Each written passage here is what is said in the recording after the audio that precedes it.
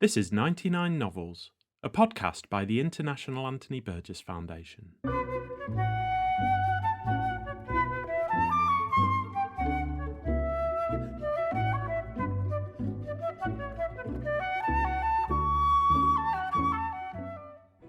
In 1984, the writer Anthony Burgess selected his 99 favourite novels in English since the outbreak of the Second World War.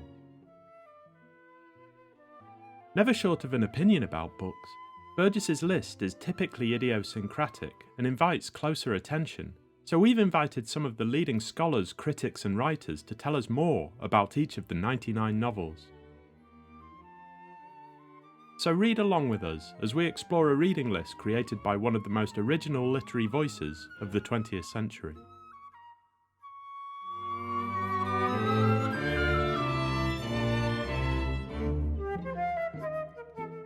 In this episode, we talk to the academic and writer Will Ghosh about A Bend in the River by V.S. Naipaul, a novel described by Anthony Burgess as, quote, beautifully composed, with an almost Conradian power of description. Set in a fictional African country, A Bend in the River tells the story of Salim, a shopkeeper of Indian descent who moves from the east coast of Africa to set up shop inland at an unnamed town near the river's bend of the title. There, he becomes embroiled in the rise of an ultra-nationalist dictatorship whose leader, known as the Big Man, is determined to reclaim Africa for the Africans. It's a complex novel about the difficulties of newly independent nations and the ambiguous legacies of the colonial period. Working with a small cast of main characters, Naipaul presents the genesis of an African dictatorship, but his novel is equally critical of the white European presence and its negative effects on a recently independent nation. First published in 1979, A Bend in the River is a disturbing work which explores the violence and disorder which often go hand in hand with aggressively nationalistic regimes.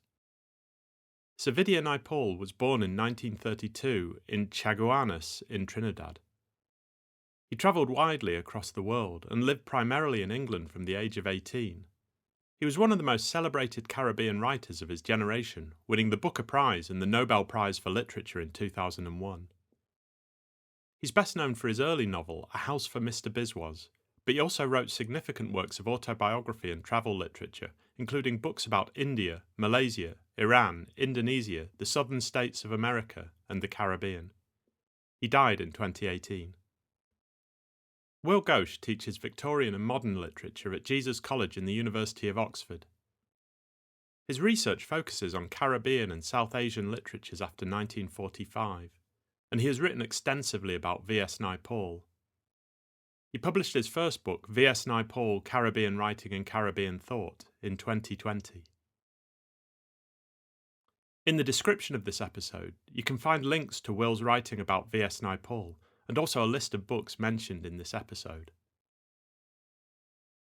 Here's Andrew Biswell of the Burgess Foundation, who spoke to Will Ghosh in February 2022. Will, welcome to the 99 Novels podcast. It's a great pleasure to have you here to talk about V.S. Naipaul, also to talk about your own work. I wonder if we might begin by asking you to tell us how you came to Naipaul's work as a reader. Yeah, absolutely. So when I was growing up, Naipaul was a name I'd heard, but was very much on the edge of, the periphery of my vision. And when I was a teenager, I spent a period of time in India, and that was the period when I really began to see his books everywhere, and to sort of begin to think of him as a very, very important literary figure. And whenever one walks into a bookshop, walked in those days, they'd have a very good set of Naipauls. And I read a couple of them. I read a couple of the travel books, and sort of enjoyed them without really getting into them or really understanding them, I think. And then in the end of the long holiday at the end of my first year of university, I read A House for Mr. Biswell's. I kind of wound back to Naipaul and read A House for Mr. Biswell's, and that was one of the sort of transformational reading experiences that one's lucky enough to have every now and then. I think I read it in 2 or 3 days and just imaginatively and intellectually just kind of inhabited it, and was completely fascinated by both the world he was presenting and the voice of the novel and the technique of the novel, and was deeply affected by it. And in the way that you could in those days, before every vacation had to be filled with internships and those kinds of things. I just had a wonderful kind of voracious summer of going down to Waterstones and buying the next one and reading it and, and repeating that cycle over and over again, and I just sort of got lost in it. So that's how I discovered Naipaul. Now, in your book, V.S. Naipaul, Caribbean Writing and Caribbean Thought, you've made a very strong case for A House for Mr. Biswas and The Loss of El Dorado and the travel books as significant works within the Naipaul canon. I wonder, I realize it's a big question, how could you sum up Naipaul's general approach to writing and indeed his theory of the novel? It's a wonderful question, and as you allude to, my book kind of tracks Naipaul across different forms and kind of moving between forms, whether that's the novel, the historical narrative, the travel narrative. I don't talk too much actually about the kind of autobiographical narratives or sequences that he comes to later in his career. But I think that expresses in some way something of Naipaul's approach to writing. He has this in a late essay. He has this quotation which I think is quite important, where he says, "Literature, like all living art, is always on the move. It is part of its life, but its dominant form should constantly change. If every creative talent is always burning itself out, every literary form is always getting to the end of what it can do." And Naipaul was he was a writer that had this kind of constant anxiety that his talent was burning itself out. But much more importantly, or in some ways this fed into an approach to writing that was formally constantly kind of restless and exploratory, that was always, if you like, trying to see in a given narrative form what was living, what was giving him, allowing him kind of real and accurate access to the phenomenon he was trying to describe, and what was a kind of accretion of convention or cliche that was sort of now had run out of things to say. I think of Naipaul in some ways as a bit kind of just like a bit like Woolf in that way, that each of his works throughout his life, and I think this is what makes him fascinating for this kind of longitudinal study. That throughout his life, each of his works is an evolution, a new stab at a series of subjects that often remain quite constant throughout his life. And that opens out from the novel as I think in the 60s the novel is everything to Naipaul, or in the 50s the novel is everything to Naipaul. But that actually opens out through his life into non-fictional narrative forms, into travelogue, into, as I say, historical narrative, into autobiography, such that at the end of his life he's writing these things that he'll kind of call sequences. They're so plastic in terms of their genre, in terms of their form, that he just sort of says, well, these are sequences. So yeah, that's how and I think that's an interesting starting point for thinking about Naipaul as a writer and understanding how his work develops. And that happens on the level of the sentence as well. The early books, A House for Mr. Biswas particularly, he's working with these big kind of Proustian sentences, with lots of I think about them as kind of like onion sentences that he uses embedded clauses, enormous length in Biswas. The kind of the diversion within the sentence is very, very important. And you have these kind of great kind of symmetrical rooms that he builds up. In the middle of his career, he's in books like Gorillas and Bend in the River, he's trying to work with this much, much, much cleaner, shorter sentence.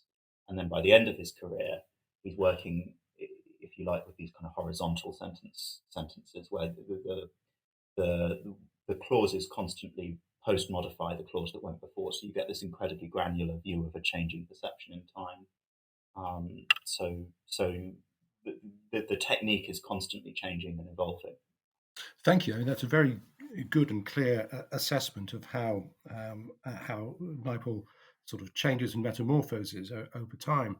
Now, Anthony Burgess, whose podcast we're obviously on, reviewed A House for Mr. Biswell's, I think, on publication when he was the fiction critic of the Yorkshire Post in October 1961. He read it quite straightforwardly as a comic novel, described it as a Caribbean masterpiece, and then when The Mimic Men was published, Burgess said that was a work of even greater depth. But I wonder if you could sort of take us beyond the British reception and tell us something about how Naipaul's work was received in the Caribbean in the 1960s and maybe later on. Yes, so a crucial turning point here is Naipaul's 1962 book, The Middle Passage, which was a travel book that was commissioned by the Trinidadian government to coincide with Trinidadian independence. So he was paid to go back. He was living in London. He was paid to travel back to the Caribbean and spend time in Trinidad and Jamaica and Guyana, and to write a book about it, which would then be circulated. And clearly, it was intended to be a kind of quite a celebratory thing. I don't think anyone thought it was going to be anodyne, but I think the idea was that clearly this is in some sense a marking of a transition to something new. The manuscript Naipaul turned in was absolutely scabrous. It was unbelievably rude. I mean, if you read it now, it's still unbelievably rude. You still can't quite believe what he's saying. It was deliberately provocative. That's certainly true. There are letters to CLR James where he says, I don't mind if people don't like it, but what I want to do is to get people to defend themselves and get people to think and get So it wasn't, I think, completely thoughtless, but it was certainly,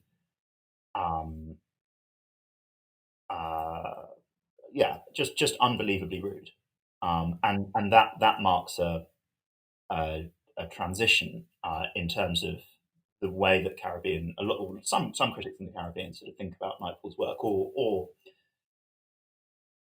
understand Naipaul's relationship with the region he's describing. So in the 1950s, when Naipaul's first kind of satires are coming out, it's very important to remember that Naipaul always presented himself as this great kind of individual that had come from nowhere, and that's just not true. He was one of a number of Caribbean novelists who were working in London in the 1950s. People like George Lamming or Sam Selvon, and he was viewed as he was a lot younger than them, and he was viewed as a sort of talented young comic satirical writer in the kind of war tradition, even war tradition. As you say, A House for Mr. Biswell's, well, much as Burgess in England, in the Caribbean, A House for Mr. Biswell's, in fact, its reception in the Caribbean was much louder and warmer, as you might imagine, than in England. It was rapturously received. So, in a famous essay called Roots, Edward, the poet Kamar Brathwaite, then Edward Brathwaite, sort of gives this, it kind of ends, this long essay about Caribbean fiction ends really with A House for Mr. Biswell's and says, this is it. This is the great kind of capstone of the novelistic tradition so far. This is the monumental piece that we'll be working with from now on. But as I say, then we have the Middle Passage, and after that, even by the time of the Mimic Men is warmly received technically. John Hearn, Gordon Roulette write very, very kind of admiring pieces about it, and see it as technically as certainly a development on Biswell's. Whether it's better or worse, I don't know, but certainly a development. It's a much more kind of existentialist book. But as I say, there is a sense that some kind of, not contract has been broken, but the view from then on among Caribbean literary circles is certainly a lot more wary of Naipaul, and it becomes this kind of long-standing sibling fascination, sort of constant kind of passive aggressive kind of barbs being sent one way or the other. My book suggests, I don't think there's ever really a kind of fundamental divorce. I think there remains a deep mutual fascination between Naipaul and the region, and between the writers and critics of the region and Naipaul. But there's a kind of coolness in the distance after the Middle Passage. Now, A Bend in the River is the Naipaul novel that Burgess selects for his 99 novels. I suspect because this list is compiled in response to another list that the Book Marketing Council have put together, and Burgess was asked by Allison and Busby, his publishers, to do something else, to select, I suppose, more controversial or slightly more off the beaten track works. But as we know, he had reviewed A Bend in the River when it first came out. One of the things he says about it in the novel now is he talks about, quote, an almost Conradian power of description. He says it's a beautifully composed book. And I think all of that's true. It is a remarkable novel, and perhaps, it's quite easy to see some of those connections with Conrad. It also seems to me that it's quite a difficult novel in the sense of not being particularly an easy read, like some of his early books had been, the Miguel Street and so on.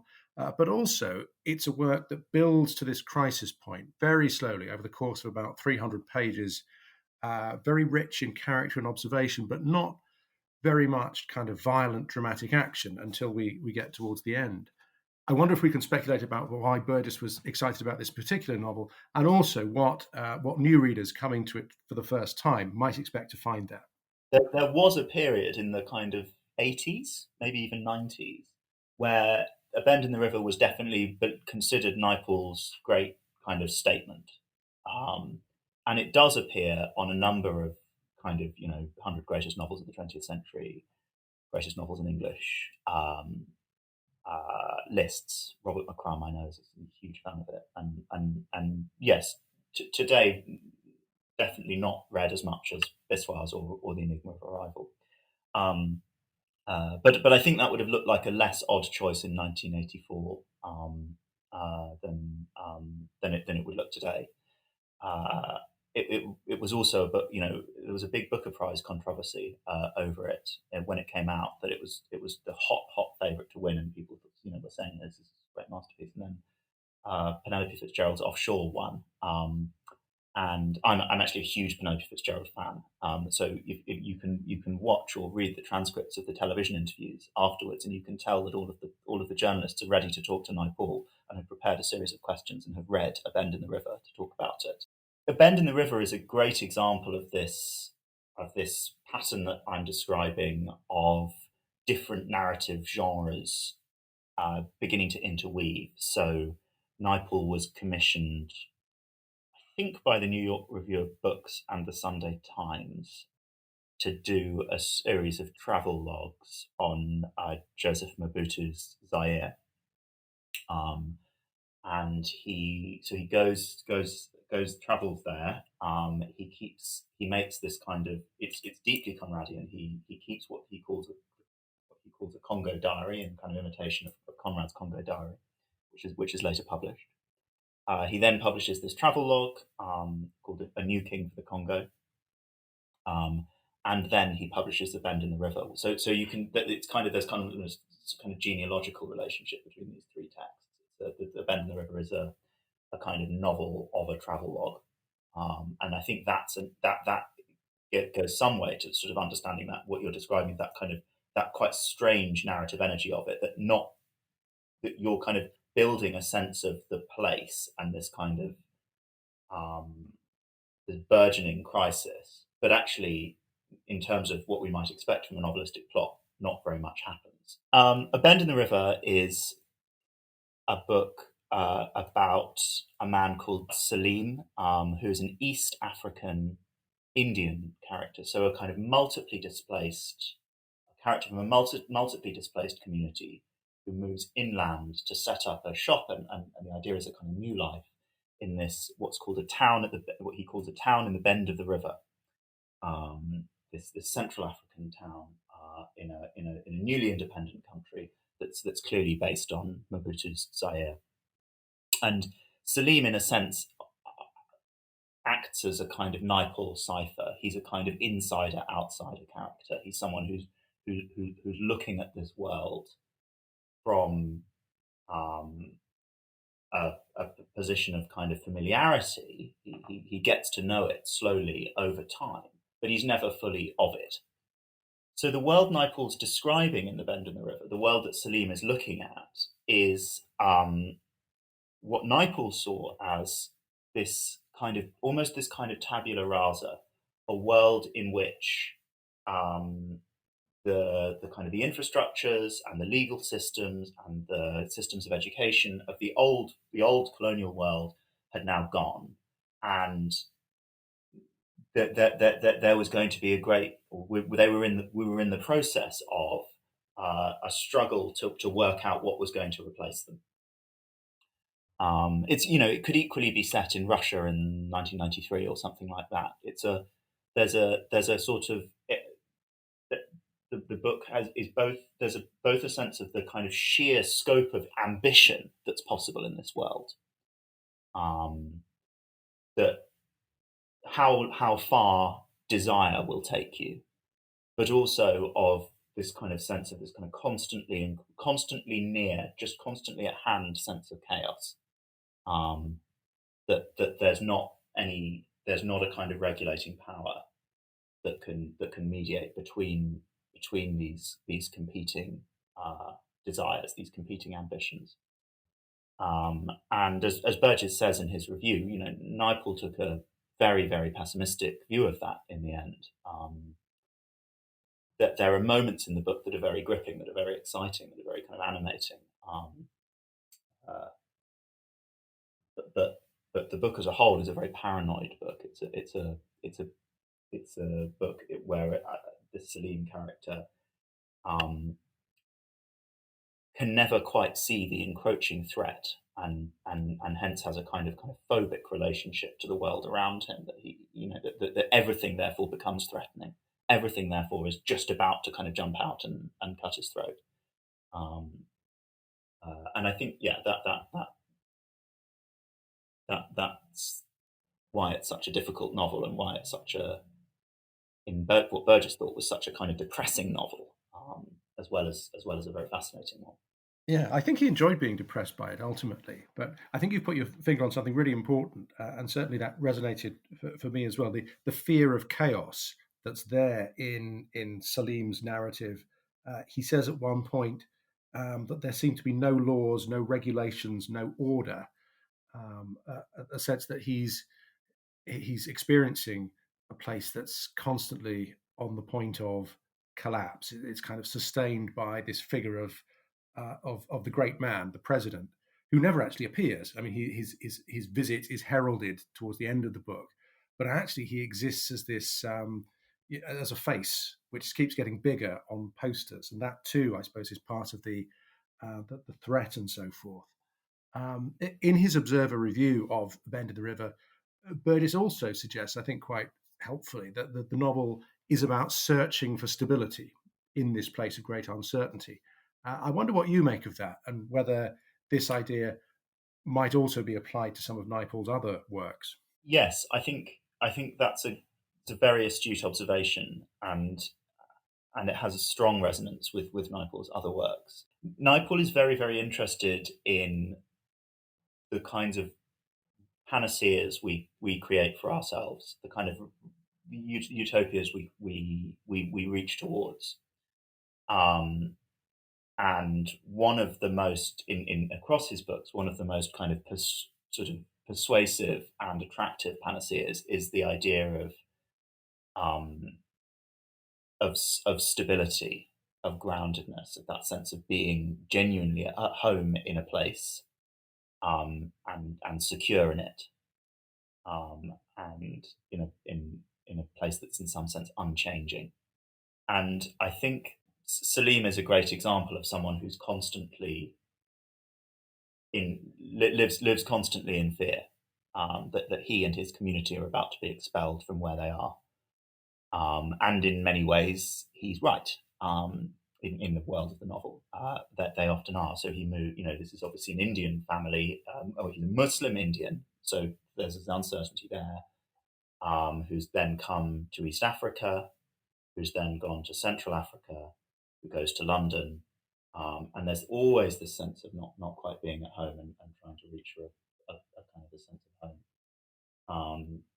I think it's also worth saying that, for Naipaul, that sense of kind of the character of the migrant is an extreme and a visible example of a larger thing, a larger phenomenon that's true of all of us.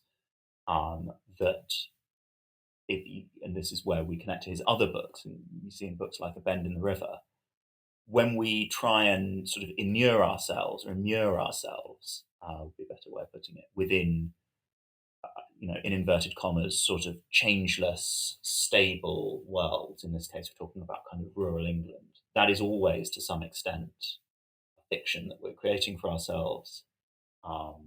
That is always, to some extent, kind of shutting out the hard work of kind of change and renewal that all communities and all policies need to stay alive in a rich sense. So I think, that desire for a stable home is both a kind of an animating pull for so many of Naipaul's characters. I mean, to make an obvious point, A House for Mr. Biswas is all about that sense of trying to find somewhere where you can be at home. And yet, as in that book, the homes that one finds are always, in fact, halfway homes. They're always, you never quite have sovereignty over them. They're never quite secure from the world outside. They're never quite,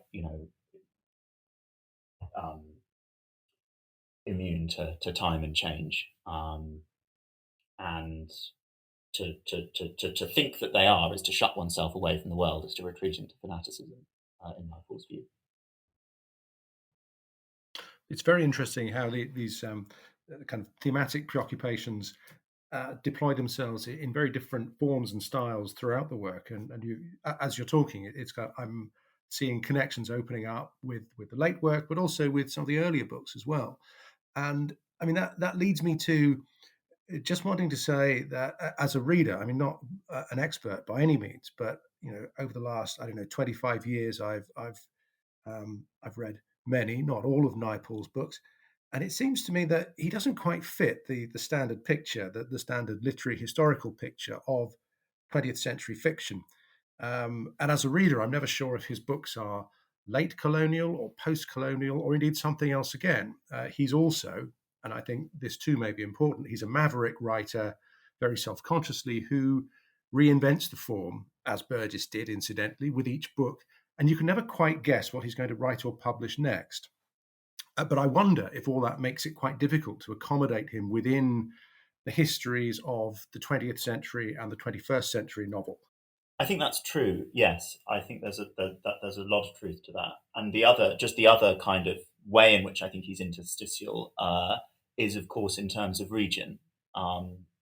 Is he an Indian writer, really? Is he a Caribbean writer? Is he a British writer? Lots of his work's published in America for the first, in the New York Review of Books and things like that. He's also sort of navigating between these places as well.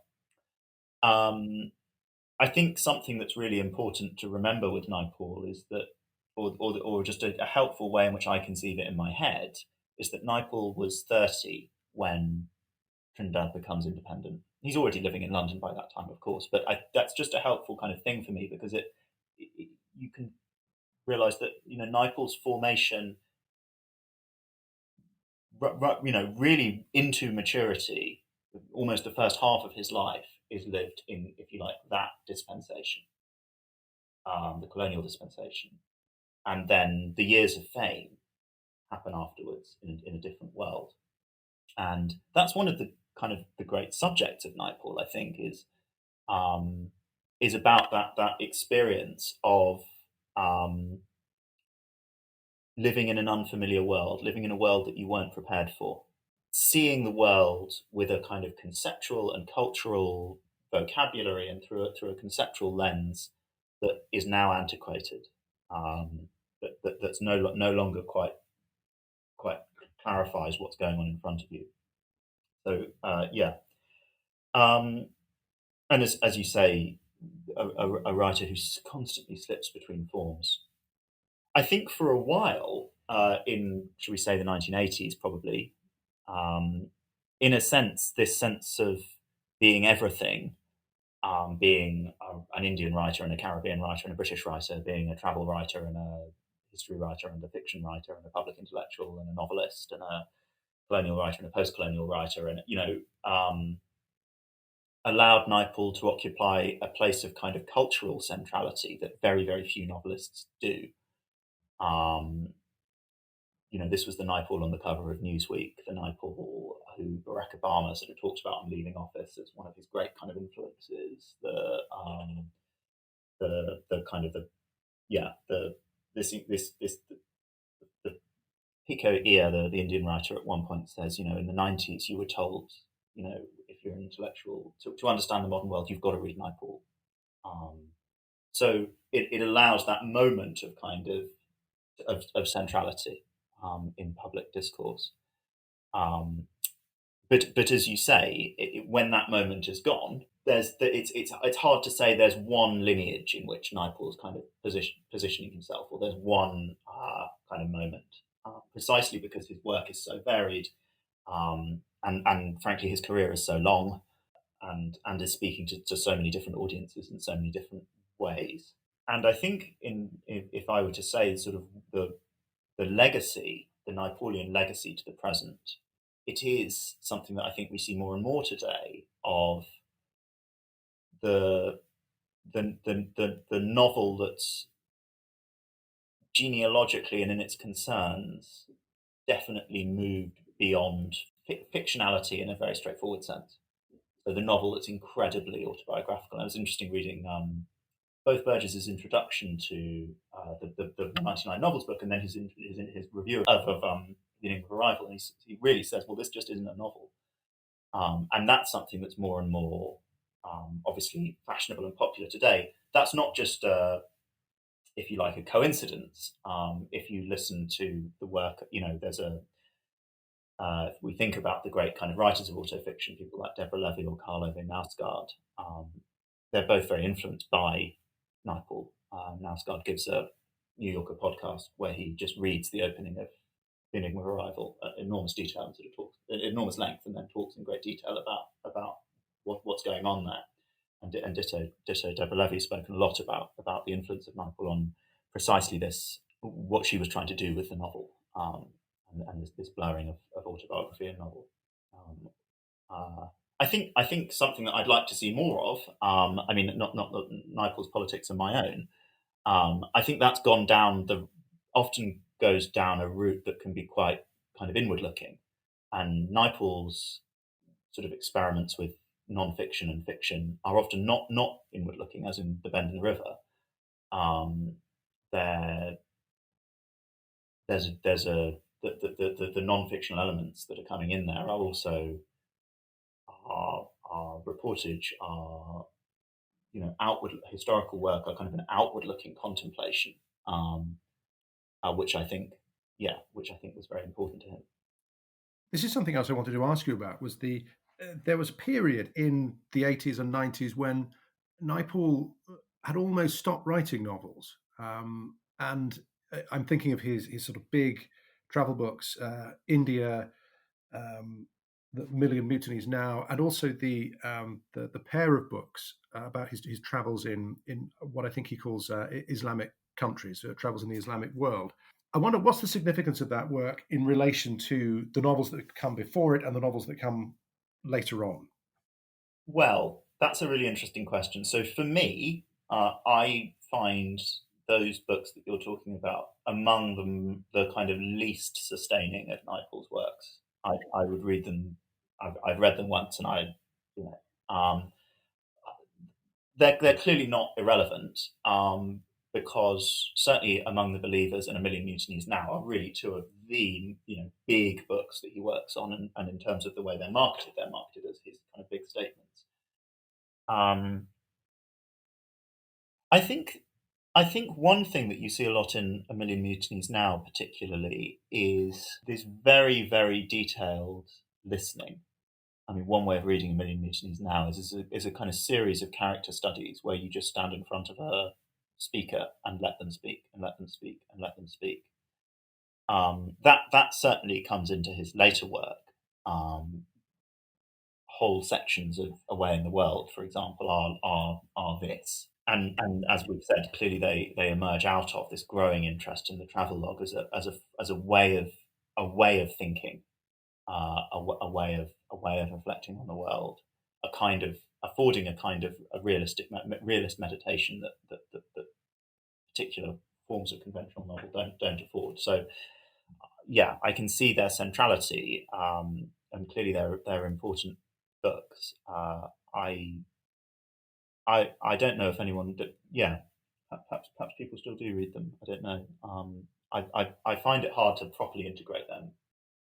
Yeah, I think they're very difficult books to read. I mean, one quite interesting thing he says is that when he's doing all these interviews in India, he never makes any notes. That all of the dialogues or the monologues are kind of recollected later on, and that makes me wonder, the extent to which he's embroidering around what was said and sort of entering into the character who is supposedly speaking, sort of representing that on the page. I mean, but you're right. They lack the sort of plotted satisfactions of his fictions in all kinds of ways. Yeah, and I think they're also different from there are lots of his travelogues I adore. I think An Area of Darkness is a completely wonderful book. In its way, A Turn in the South is a wonderful book. They're kind of they have a those books have a kind of structure, and on some level they're about him. I think the travelogues that I find most interesting are the ones that are most explicitly really about Naipaul. Naipaul is a commentator on contemporary Malaysian politics. I can take or leave. Okay.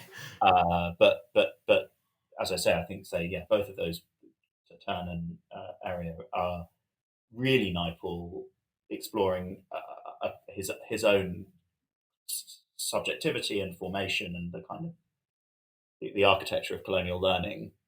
All of his books are kind of exploring in dialogue with the world, and I find those fascinating. And that's the strand of the travelogue that I think we then see come out in The Enigma of Arrival, say, um, which is not a kind of grand statement on Indian politics or any kind of but rather is this a way a record of a subjectivity, a record of patterns of looking, um, and patterns of attention that reveal as much about the eye, um, the direction of the gaze, the lens through which it sees, as they do about what's being looked at. Um, for me, that's the fascination of the Naipaul travel book. Now, towards the end of his life, Naipaul rejects the category Trinidadian writing, and he says that he would prefer to be compared with writers like Evelyn Waugh, George Orwell, Anthony Powell, and Cyril Connolly, for example. And of course, I always wonder if there's an element of a provocation about such statements, which he made all the time. But do you think there are other ways of contextualizing his work that readers might find more helpful than that?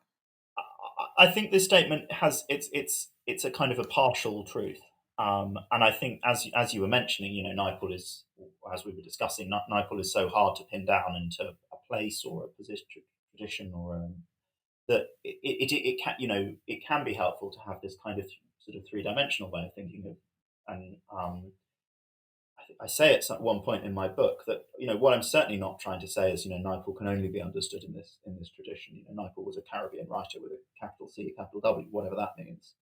But just to say, this tradition illuminates certain aspects of Naipaul's work and helps us understand certain of his kind of ideas and preoccupations and so on. And I think the same would be true of looking at Naipaul in terms of his relationship with his British contemporaries. Personally, I think I can't imagine why someone at the end of I think that what this can only come from a kind of a sense of I just cannot imagine why a writer of Naipaul's kind of ability and scope would get to the end of his career and ask to be compared to Cyril Conrad. That just baffles me.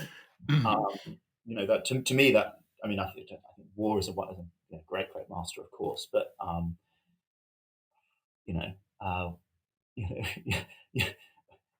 unless you have a breathtakingly kind of Anglo-centric view of fiction, why would you want to? Anyway,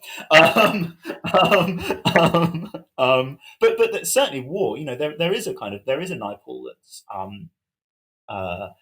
that's very warlike. Particularly, that's satirical, that's very acerbic, that's quite pessimistic. That's I think that's a real thing. And of course, War read the early Naipaul, and there are letters where he talks about Naipaul and Naipaul. What he clearly recognised very early Naipaul's talents. He had there was some slightly less savoury things he says about Naipaul on a kind of racial level, but that's a clear connection, and I think a really good one in terms of understanding something about Naipaul and understanding that Naipaul was of course writing in the London of the 1960s and the 1950s, even the kind of mid-century London, and that must have left a print. I think other the kind of great writers that Naipaul read and reread. Proust was certainly one. Naipaul was very, very interested in Proust throughout his life. A British writer he wrote very warmly about as a reviewer was Muriel Spark, interestingly, perhaps in that War tradition. And then there are Indian writers who really fascinated him, particularly, and this is predictable in terms of Chowdhury's kind of the way he saw the world, but Nira C. Chowdhury's autobiography of an unknown Indian was a great fascination for Naipaul. Towards the end of his life, he talks about Buddenbrooks. I think he likes these kinds of big, spacious, kind of autobiographical narratives. He's at heart a kind of realist in the great tradition. A realist with a capital R, not that what he says is necessarily particularly realistic or true. So when we look back on Naipaul's career as a whole, how do you think we should remember him? I mean, for which books? What are the kind of the high points and the kind of strong aspects of his career and his signature and so forth? In terms of books, I think the two books that will last of Naipaul's. I think there are lots of Naipaul wrote a lot of great books. I think Naipaul probably wrote 5 or 6 great books. But I think the two that I would say are the absolute monuments that I would be sort of sad if they fell into neglect would be A House for Mr. Biswell's, his great comic picaresque novel from the first half of his career, and The Enigma of Arrival, his extraordinary autobiographical meditation at the end of his career. And if I were to sum up what's interesting or important about Naipaul, I would say that I think Naipaul is one of the great writers about patrimony and inheritance. And I both mean that in that I think Naipaul is one of the great writers about fathers, particularly, less so mothers, and lots of critics have rightly noted that. But in Biswell's, in Mimic Man, in particular, the depth with which he can articulate one's ambivalent relationships between fathers and sons, a kind of embarrassment that's also a kind of unease, that's also a kind of fear, that's also a deep kind of affection and familiarity, is really, I think, is Shakespearean and has a kind of Shakespearean depth and power. And leading on from that, Naipaul was one of the great kind of thinkers, I think, about what we inherit culturally and educationally. The pictures of the world that are bequeathed to us as children and that we carry with us. So in that sense, Naipaul is, very much rooted in his time as one of the great kind of writers of the colonial experience, and particularly the impress of colonial rule on the creative sensibility and the creative subjectivity, how it allows us to think, how it allows us to imagine.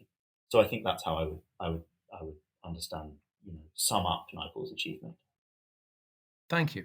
And if you could add one more book to Anthony Burgess's list of 99 novels, which one would it be? Well, it seems to me that in terms of the second half of the 20th century, or the period that Burgess is describing, the great British writer that isn't there is Penelope Fitzgerald.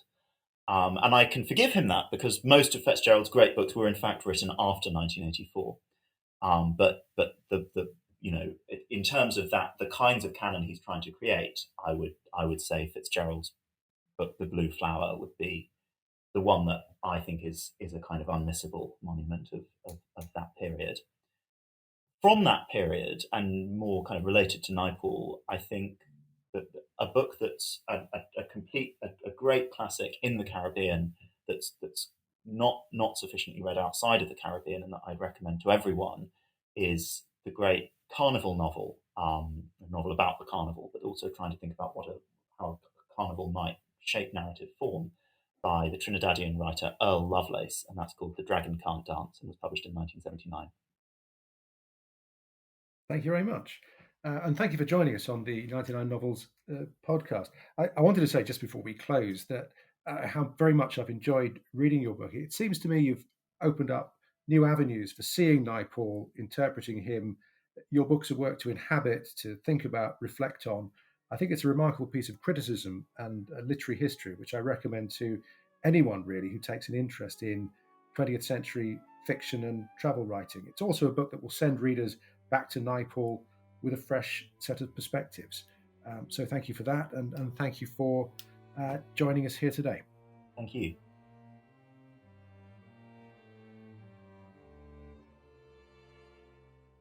You've been listening to 99 Novels, a podcast by the International Anthony Burgess Foundation. Will Ghosh's book, V.S. Naipaul, Caribbean Writing and Caribbean Thought, is available from Oxford University Press. The theme music is Anthony Burgess's Concerto for Flute, Strings and Piano in D minor, performed by No Dice Collective. They can be found online at nodicecollective.com. For more information about Anthony Burgess and the work of the Burgess Foundation, visit anthonyburgess.org. If you'd like to join the conversation and suggest your choice for the 100th novel to add to Burgess's list, you can do so on Twitter using the hashtag 99novels. If you've enjoyed this episode, don't forget to leave us a review and subscribe wherever you get your podcasts.